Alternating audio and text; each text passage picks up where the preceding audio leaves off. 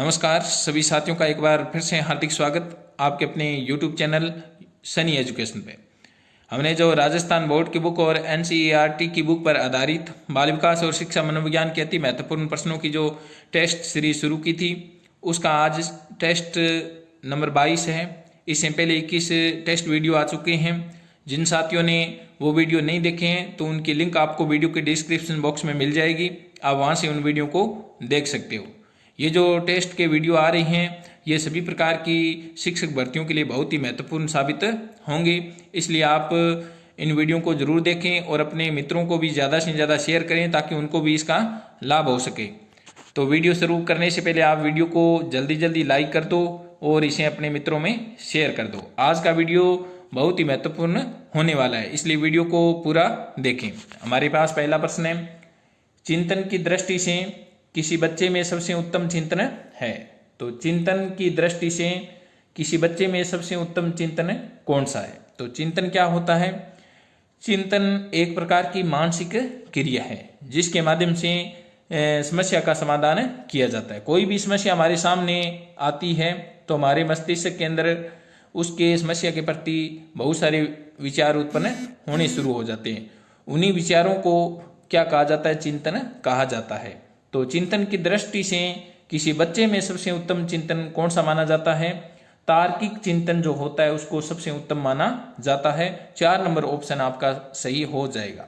उसके बाद में हमारे पास 2 नंबर प्रश्न है, संवेगों में उथल पुथल की अवस्था कहा जाता है। तो संवेगों में उथल पुथल या उतार चढ़ाव की अवस्था किसे माना जाता है? हमारे पास ऑप्शन है शेष अवस्था को, 2 नंबर ऑप्शन है बाल्यावस्था को, 3 नंबर है किशोरावस्था को और 4 नंबर है वृद्धावस्था को। तो संवेगों में उथल पुथल की अवस्था किशोरावस्था को माना जाता है। किशोरों के अंदर संवेगों का नियंत्रण नहीं हो पाता है, उनमें संवेगों का उतार चढ़ाव सबसे अधिक होता है। तो 3 नंबर ऑप्शन आपका सही हो जाएगा। उसके बाद में हमारे पास 3 नंबर प्रश्न है, किसी बालक में तर्क के आधार पर सोचने की क्षमता के विकास के लिए आवश्यक तत्व है। तो तर्क के आधार पर सोचने की क्षमता को विकसित करने के लिए क्या चीज महत्वपूर्ण होती है? तो क्या चीज महत्वपूर्ण होती है? हमारे पास पहला ऑप्शन है भाषा संप्रेषण में निपुणता, 2 नंबर है असीमित कल्पना शक्ति और 3 नंबर है बालक के समक्ष अनेक समस्याएं और 4 नंबर है उसकी बोलने की गति समस्या। तो बालक में तर्क के आधार पर सोचने की क्षमता के विकास के लिए भाषा संप्रेषण में निपुणता होनी आवश्यक है। 1 नंबर ऑप्शन आपका सही हो जाएगा। उसके बाद में हमारे पास 4 नंबर प्रश्न है, किशोरों में आकुलता का कारण है। बहुत ही अच्छा प्रश्न है। आकुलता से तात्पर्य बेचैनी घबराहट होती है एक प्रकार की। तो किशोरों में आकुलता का कारण है, क्या कारण है? परीक्षा परिणाम। अब परीक्षा परिणाम, कोई भी परीक्षा का परिणाम आने वाला होता है तो किशोरों के मन में क्या होती है? बेचैनी होती है, घबराहट होती है। उसके बाद में हमारे पास 2 नंबर ऑप्शन है, समूह के सामने भाषण देने की झिझक, बिल्कुल सही है, यह भी आकुलता का कारण है।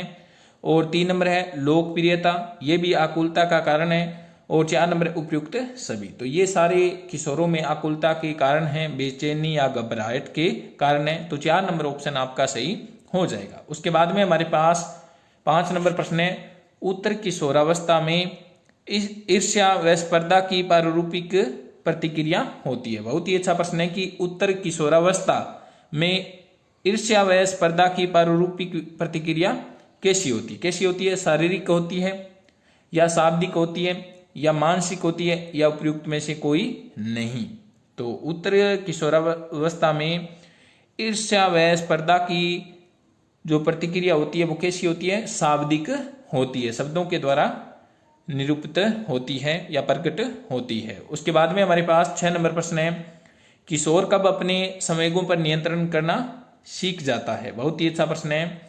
हमारे पास ऑप्शन है पूर्व बाल्यावस्था, 2 नंबर पूर्व किशोरावस्था और 3 नंबर है उत्तर किशोरावस्था और 4 नंबर उपयुक्त में से कोई नहीं। तो किशोर अपने संवेगों पर नियंत्रण उत्तर किशोरावस्था में करना सीख जाता है। 3 नंबर ऑप्शन आपका सही हो जाएगा। उसके बाद में हमारे पास 7 नंबर प्रश्न है, सास बहू को डांटती है तो वह उठकर दूसरे कमरे में चली जाती है में कौन सी समायोजन युक्ति का प्रयोग हुआ है? बहुत ही अच्छा प्रश्न है। हमारे पास ऑप्शन है पहला पलायन, 2 नंबर दमन, 3 नंबर आरोपण और 4 नंबर है कोई नहीं। तो इसमें कौन सी समायोजन युक्ति का प्रयोग हुआ है? पलायन समायोजन युक्ति का प्रयोग हुआ है। उसके बाद में हमारे पास 8 नंबर प्रश्न है, किशोरावस्था में क्रोध उद्दीपन करने वाली परिस्थितियां अधिकांश होती है। तो किशोरों को जो गुस्सा आता है, क्रोध आता है, तो वो परिस्थितियां कैसी होती है? तो किशोरावस्था में क्रोध उद्दीपन करने वाली परिस्थितियां अधिकांश कैसी होती है? सामाजिक होती है, नैतिक होती है, मानसिक होती है, या ये सारी या उपयुक्त सभी होती है, या ये सभी होती है। तो हमारे पास प्रश्न था कि किशोरावस्था में क्रोध उद्दीपन करने वाली परिस्थितियां अधिकांश सामाजिक होती है। 1 नंबर ऑप्शन आपका सही हो जाएगा। उसके बाद में हमारे पास 9 नंबर प्रश्न है, एरिक्सन के अनुसार मनोलैंगिक विकास की कितनी अवस्थाएं है? तो एरिक्सन के अनुसार मनोलैंगिक विकास की 8 अवस्थाएं है। 1 नंबर ऑप्शन आपका सही हो जाएगा। उसके बाद में हमारे पास 10 नंबर प्रश्न है, संवेगों की स्थिति में सर्वप्रथम परिवर्तित हो जाती है। तो संवेग जब उत्पन्न होते हैं तो व्यक्ति के शरीर पर क्या प्रभाव पड़ता है? व्यक्ति की बातचीत बदल जाती है या उसमें परिवर्तन आता है। 2 नंबर है व्यक्ति की शारीरिक गतिविधियों में परिवर्तन आता है। 3 नंबर है चेहरे की अभिव्यक्तियां, और 4 नंबर है इनमें से कोई नहीं। तो संवेगों की स्थिति में सर्वप्रथम परिवर्तित क्या चीज हो जाती है? चेहरे की अभिव्यक्तियां में सबसे अधिक परिवर्तन आ जाता है। उसके बाद में हमारे पास 11 नंबर प्रश्न है, सुपर ईगो का विकास किस मनोलैंगिक अवस्था में सबसे अधिक होता है? तो सुपर ईगो का विकास सबसे अधिक अव्यक्त अवस्था में सबसे अधिक होता है। 2 नंबर ऑप्शन आपका सही हो जाएगा। उसके बाद में हमारे पास 12 नंबर प्रश्न है, किस मनोवैज्ञानिक ने कहा है कि चेतन मन के साथ अचेतन मन पर भी ध्यान देना चाहिए? बहुत ही अच्छा प्रश्न है कि किस मनोवैज्ञानिक ने कहा है कि चेतन मन के साथ अचेतन मन पर भी ध्यान देना चाहिए? हमारे पास ऑप्शन है पहला जेबी वाटसन ने, 2 नंबर वुडवर्थ ने, 3 नंबर है टाइडमैन ने, और 4 नंबर है फ्राइड ने। तो यह किसने कहा है? जेबी वाटसन ने कहा है कि चेतन मन के साथ अचेतन मन पर भी ध्यान देना चाहिए।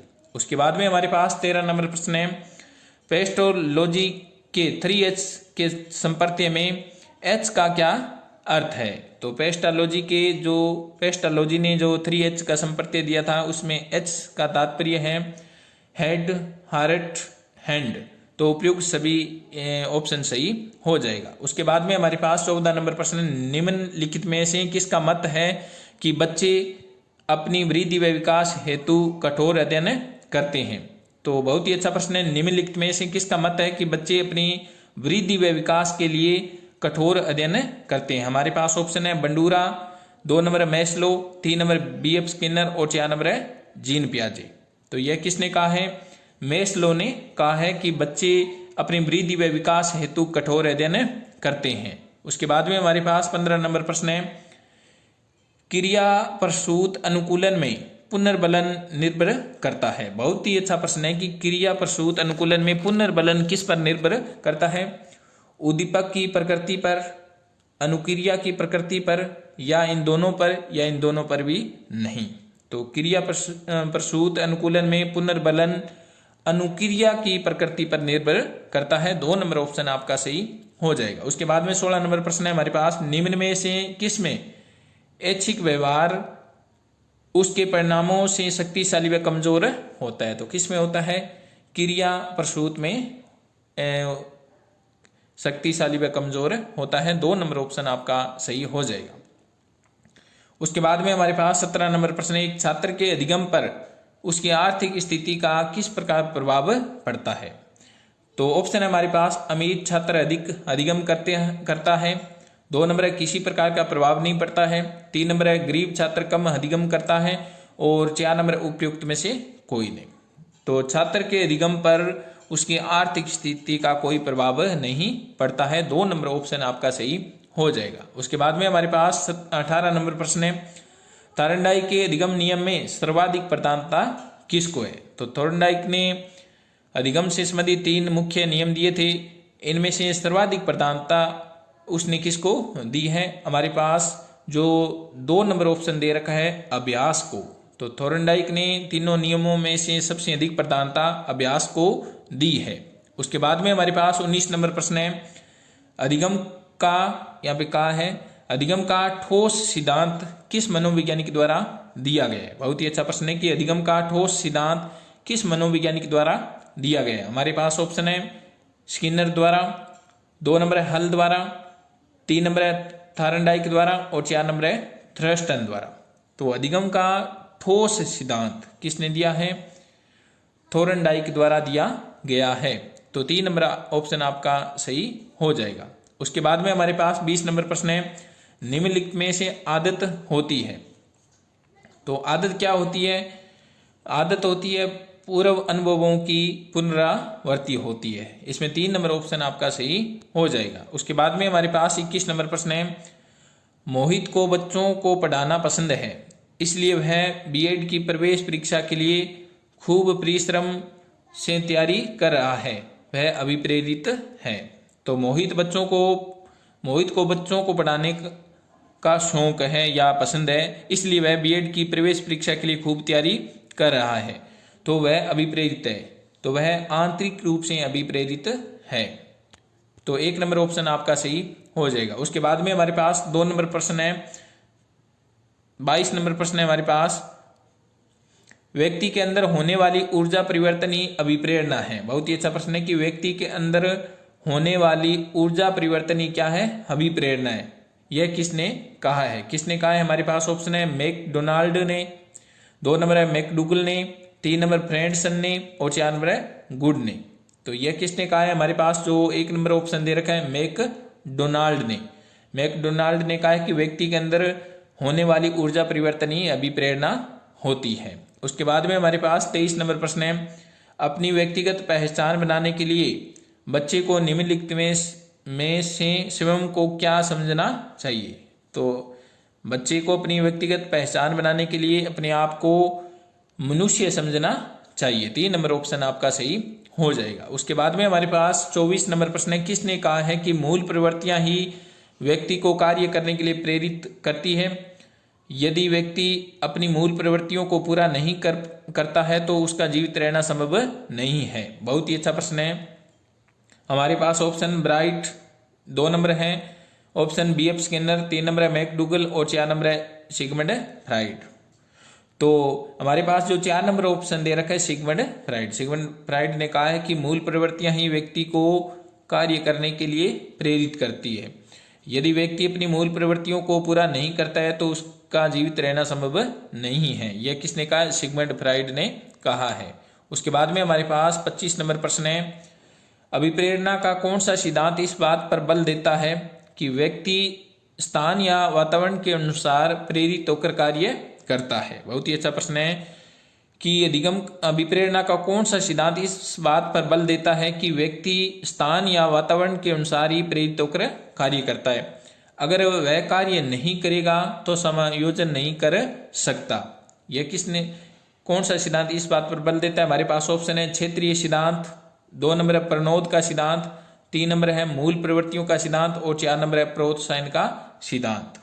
तो यह कौन सा सिद्धांत इस बात पर बल देता है? 1 नंबर जो ऑप्शन दे रखा है क्षेत्रीय सिद्धांत इस बात पर बल देता है कि व्यक्ति स्थान या वातावरण के अनुसार ही प्रेरित होकर कार्य करता है, और स्थान या वातावरण के अनुसार यदि कार्य नहीं करेगा तो उसका समायोजन नहीं हो पाएगा।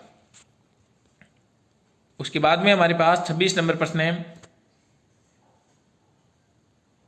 किसका मानना है कि उद्दीपक ही होता है जो व्यक्ति को कार्य करने के लिए प्रेरित करता है? बहुत ही अच्छा प्रश्न है। किसका मानना है कि उद्दीपक ही होता है जो व्यक्ति को कार्य करने के लिए प्रेरित करता है?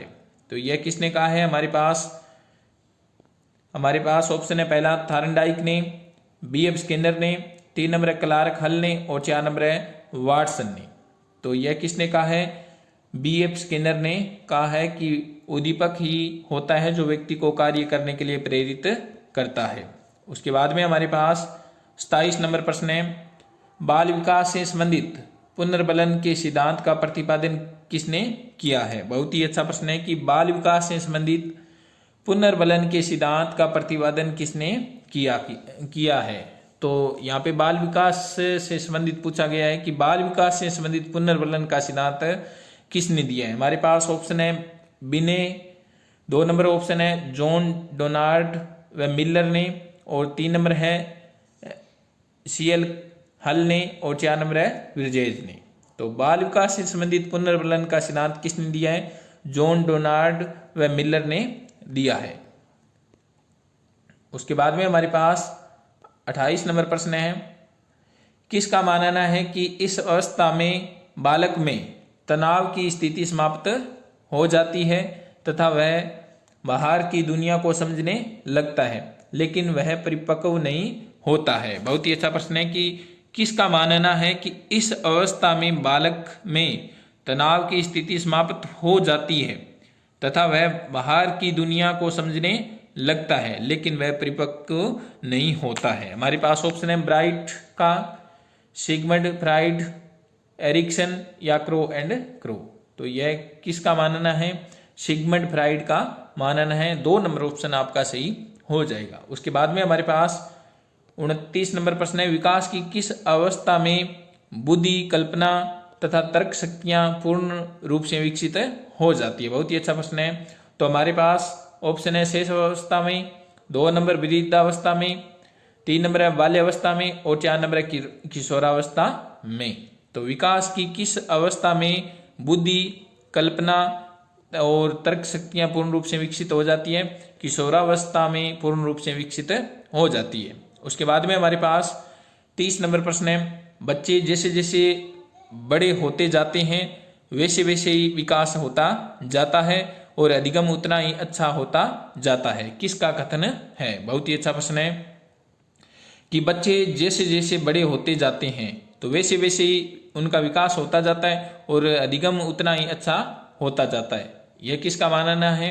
हमारे पास ऑप्शन है बिने का, 2 नंबर है जॉन डोनाल्ड व मिलर का, और 3 नंबर है सीएल हल का, और 4 नंबर है विर्जेज का। तो इसके अंदर जो 2 नंबर ऑप्शन दे रखा है जॉन डोनाल्ड व मिलर ने यह कहा है कि बच्चे जैसे जैसे बड़े होते जाते हैं वैसे वैसे उनका विकास होता जाएगा और अधिगम भी उनमें उतना ही अच्छा होता जाएगा। उसके बाद में हमारे पास 31 नंबर है, पुनर्बलन सिद्धांत के अनुसार अधिगम के कितने महत्वपूर्ण अवयव होते हैं? बहुत ही अच्छा प्रश्न है कि पुनर्बलन सिद्धांत के अनुसार अधिगम के कितने अवयव होते हैं? तो हमारे पास ऑप्शन दे रखा है पहला 2, 3, 4 या 5। तो कितने अधिगम के अवयव होते हैं? 4 अवयव होते हैं। तो 3 नंबर ऑप्शन सही हो जाएगा। उसके बाद में हमारे पास 32 नंबर प्रश्न है, अधिगम के मुख्य अवयव है। तो अधिगम के मुख्य 4 अवयव होते हैं। कौन कौन से होते हैं?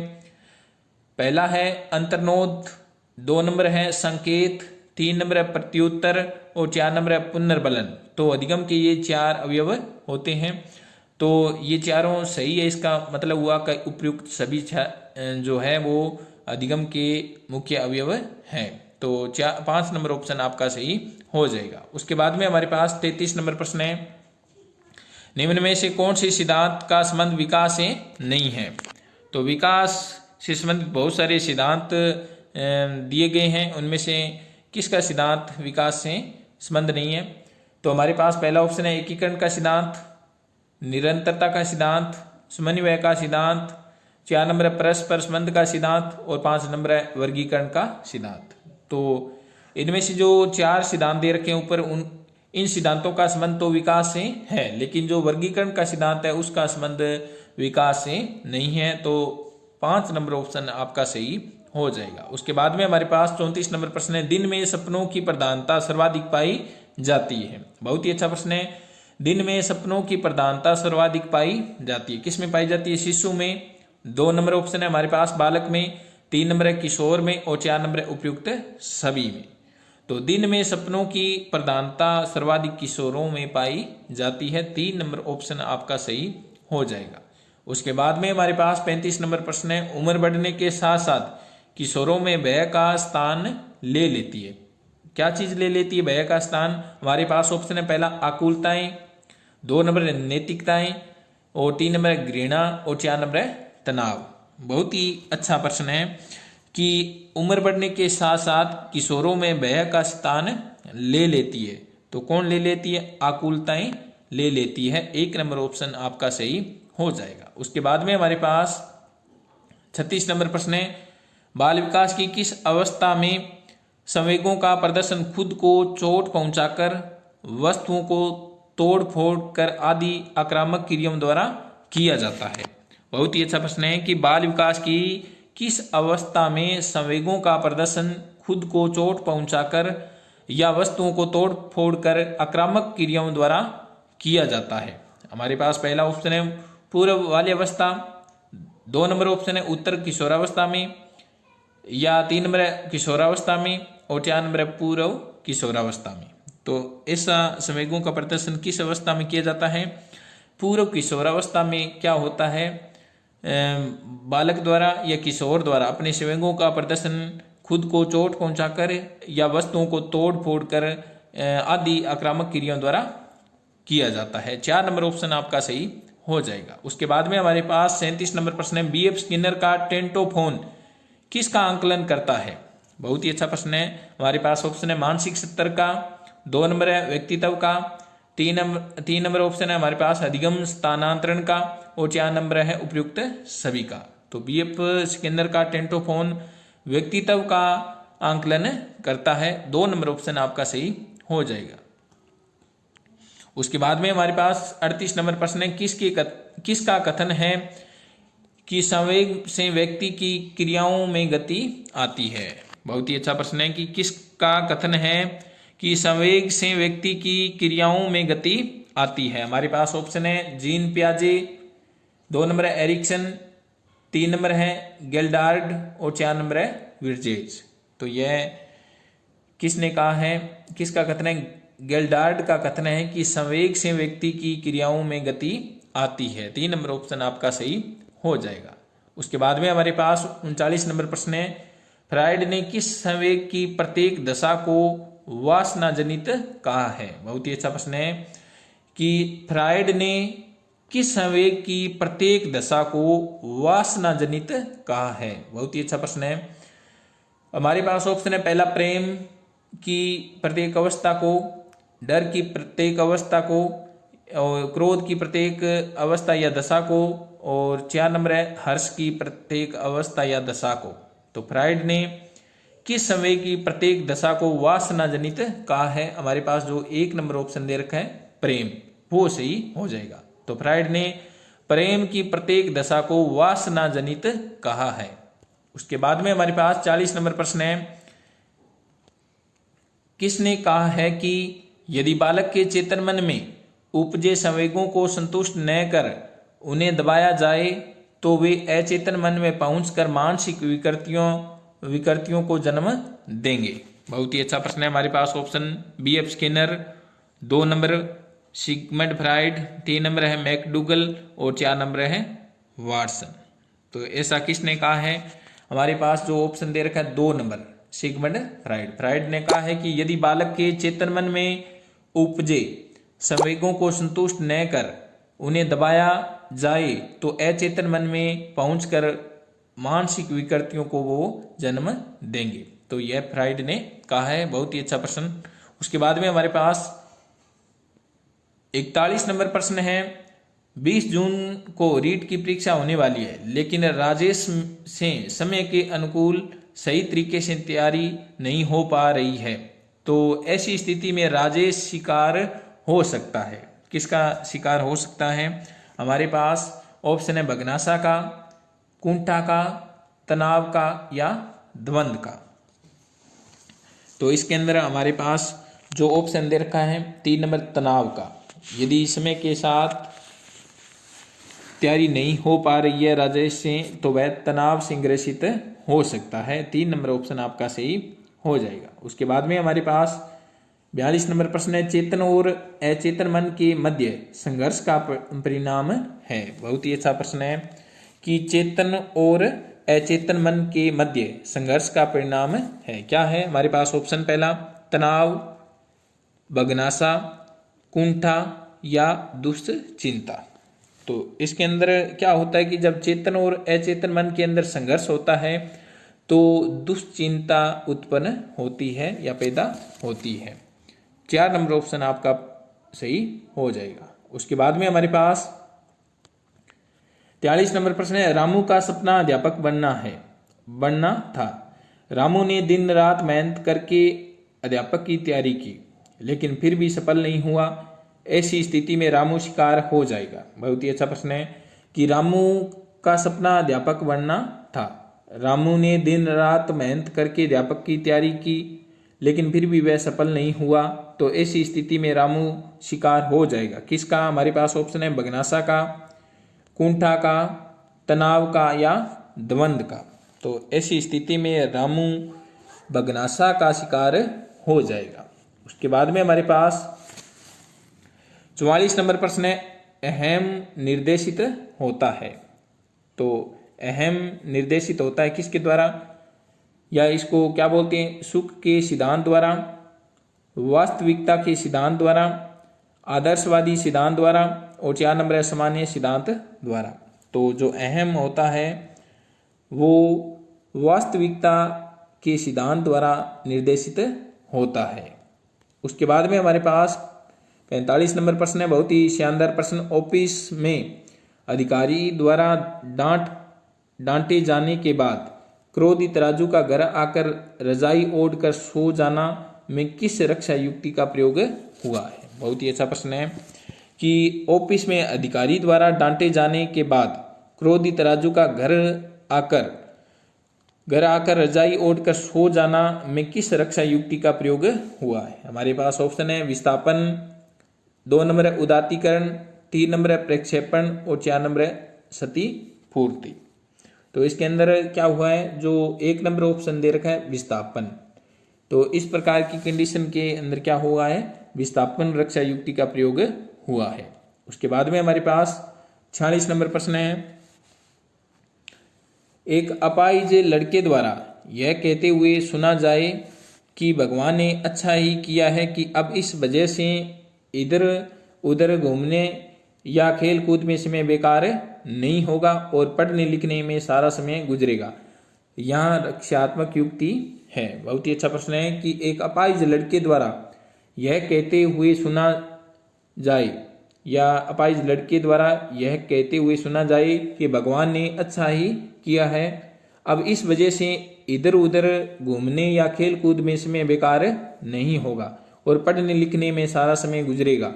तो यहाँ रक्षात्मक युक्ति कौन सी प्रयोग में हुई है? हमारे पास ऑप्शन है पहला प्रक्षेपण, 2 नंबर है मार्गांतीकरण, 3 नंबर है तर्क संगतीकरण या युक्तिकरण और 4 नंबर है उपयुक्त सभी। तो इसके अंदर जो 3 नंबर ऑप्शन दे रखा है तर्क संगतीकरण या युक्तिकरण रक्षात्मक युक्ति का प्रयोग हुआ है। उसके बाद में हमारे पास 47 नंबर प्रश्न है, किस समायोजन युक्ति का प्रयोग किशोरावस्था में बालक सर्वाधिक करते हैं? बहुत ही महत्वपूर्ण इंपॉर्टेंट प्रश्न है। किस समायोजन युक्ति का प्रयोग किशोरावस्था में के बालक सर्वाधिक करते हैं? हमारे पास ऑप्शन है आत्मीकरण, 2 नंबर पलायन, 3 नंबर है विस्थापन और 4 नंबर है कल्पना प्रवाह। तो किस समायोजन युक्ति का प्रयोग किशोरावस्था में बालक सर्वाधिक करते हैं? तो 1 नंबर ऑप्शन जो दे रखा है आत्मीकरण। आत्मीकरण समायोजन युक्ति का प्रयोग किशोर सबसे अधिक करते हैं।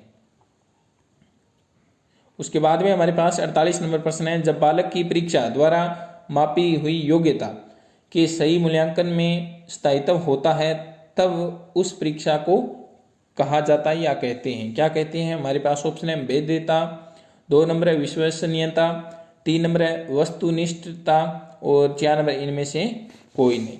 तो इसके अंदर जो 3 नंबर ऑप्शन दे रखा है वो सही हो जाएगा।